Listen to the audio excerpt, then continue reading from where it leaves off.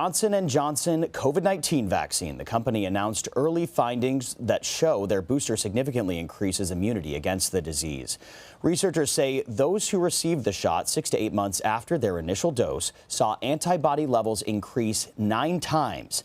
The jump was seen in people ages 18 to 55 and in those 65 years and older. Last week, the Biden administration advised people who received the 2-dose Pfizer and Moderna vaccines to get a booster 8 months after their second dose. At the time, the administration said information was still needed on the J&J shot, but it would be likely that they would need one too. Meanwhile, cases in children are surging, and many states are calling in reinforcements to help overwhelmed hospitals. CBS News national correspondent Mark Strassmann has more. 3 weeks into Mississippi's school year, COVID's toll on kids is staggering. Almost 12,000 students have tested positive, with nearly 29,000 now quarantined. Sadder still, Michaela Robinson's COVID story. That was my only daughter, my only child. Justin Waddell is Michaela's father. The 13-year-old 8th grader started feeling sick on Wednesday, August 11th. She died from COVID that Saturday. We never seen nothing happen like this in 3 days. It was a shock to everybody, the whole family. In Mississippi, barely 1 of every 3 people has been fully vaccinated, the country's second lowest state rate. I have no intention of issuing a vaccine mandate, period. Governor Tate Reeves also opposes mask mandates, even in schools, despite a COVID surge that has alarmed many parents and doctors. Pediatrician Dr. Anita Henderson works at the Hattiesburg Clinic. She describes COVID's impact on kids here as a freight train. And what I mean by a freight train is our clinics are overrun. And what would you say to people who say, they're young, they'll be fine? We're seeing that in our pediatric population, kids who can't play the flute anymore, kids who can't participate in sports anymore, and that's heartbreaking. Worrisome to Henderson, more than half of this state's 82 counties have no pediatricians. Little Shelby Davian got lucky. She spent nearly 2 weeks in the ICU after developing multi-infection syndrome for children, a rare but dangerous condition that can appear after a COVID-19 infection. The staff told us she's a miracle, that she was that sick and that she was one of the worst they had seen. This hospital is among those getting the governor's reinforcements, 20 paramedics to help screen and test new COVID patients. But like all hospitals throughout this state, this one could really use a break from the viral siege. Mark Strassmann, CBS News, Jackson, Mississippi. And to talk more about this, I'd like to bring in senior scholar from Johns Hopkins University, Bloomberg School of Public Health, Dr. Amesh Adalja. Dr. Adalja, thank you so much for joining us. As we mentioned earlier, initial findings show Johnson & Johnson's booster increased antibodies by 9 times. What do you make of the findings, and do you believe that this will speed up the timeline for those who received the single-shot vaccine to begin getting boosters? This was an expected finding. We know that when the immune system is re-exposed through boosters or through infection, antibody levels are going to spike. The question always has to be, what does that translate to clinically?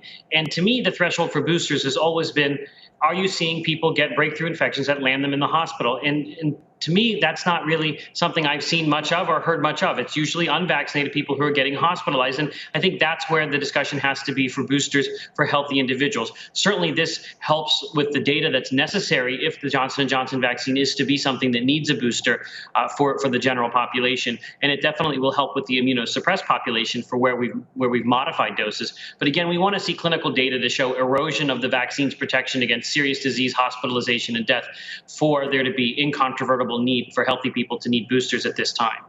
Doctor, as you remember, Johnson & Johnson's vaccine, when it first rolled out, had the concern about blood clots in a small number of people. Will the same concern apply to the booster? And what more do we know about the side effects? It's likely that this is something that's specific to the Johnson & Johnson vaccine, something where there is a certain type of antibody that's generated that creates this rare condition. And I think that that's something that's going to have to be looked at with the second dose, if that's less likely to occur, more likely to occur, or occurs at the same level. But I think it's important to remember that we're still in a pandemic, and these risk-benefit calculations have to take that into account. So the Johnson & Johnson vaccine is one that I still recommend, and I do think that vanishingly small level of risk is not something that should sway people away from getting that vaccine if that's the one that they need for their booster. And I think we want to see more data. I think that it's important that these decisions on boosters take into account the whole context of what's going on, the risks, the benefits, the clinical need for them. Yeah, it's important to keep in mind that we are seeing one of the largest data sets for a vaccine unfolding in real time. So everyone's watching this so closely, right?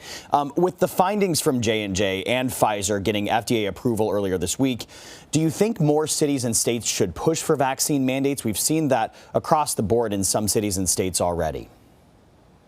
What I think needs to occur is a lot of private organizations, a lot of private employers have to start to see the vaccine as a value, as something that makes their workplace more resilient to the pandemic, makes their workplace safer, and something that they want their employees to all take part in. And I do think you're going to see a trend to see more organizations, more employers mandating vaccines as a condition of employment. And I think that's a good thing because we need to get more people vaccinated and companies need to be able to operate in this environment with a pandemic occurring. And the best way to do that is to get vaccine into people's arms. And I do think that mandates by private organizations are one way to do that.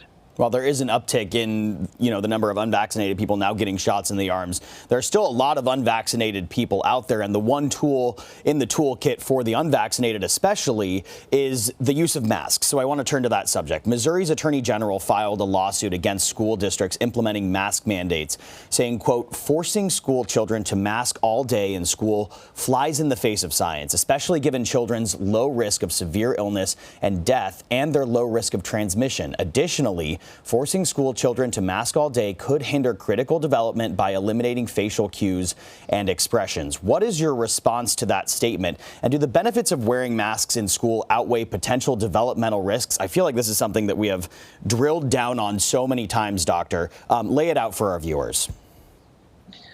What we want school districts to have is flexibility, and that flexibility is going to depend upon what's going on in the community. Is there a lot of transmission? What's the level of vaccination in the community? What's the level of vaccination in the school? What activity are people doing? Are the students vaccinated or unvaccinated? So that's how I think a school district has to approach COVID-19, because it has to be an absolute priority to keep schools open and to keep kids in person there at the school.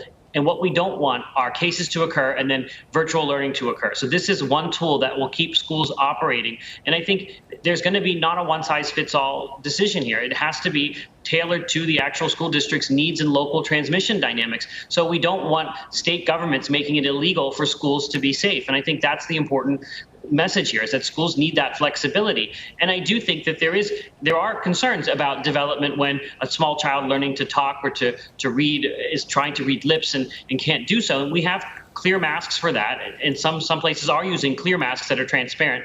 But I think it has to be driven by what's going on in the community, because we don't want schools disrupted, and that's a clear thing. And one thing that needs to be done is I think school districts should start mandating vaccinations for the teachers and maybe even for people that are above the age of 16 when they're participating in extracurricular activities, because it's going to be something that it's going to be a difficult school year. And I think that the disruptions can be minimized by vaccines and flexibility.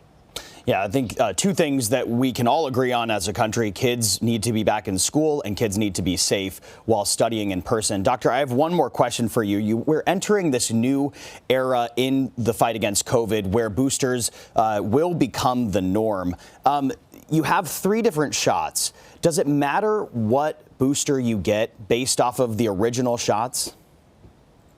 There is some data emerging on mixing and matching. It's not quite ready for prime time yet. And there may be a case to be made that if you got an mRNA vaccine, getting the J&J vaccine might be beneficial, and vice versa, because those vaccines use different technologies and interact with your immune system in different ways, and they may provide more robust immunity. Right now, though, the boosters are likely to be of the same type. Moderna and Pfizer are, for most parts, interchangeable because they are using the same technology. It's the J&J that's a little different. But we'll see how that all evolves over time. And remember, we haven't really pulled a trigger yet for boosters for healthy people. So I think it's a little premature to know exactly how this is all going to unfold in the weeks and months ahead. Yeah, certainly if we had a crystal ball. If only we had a crystal ball, Doctor. Dr. Amesh Adalja, thank you so much for your time, sir. Thank you.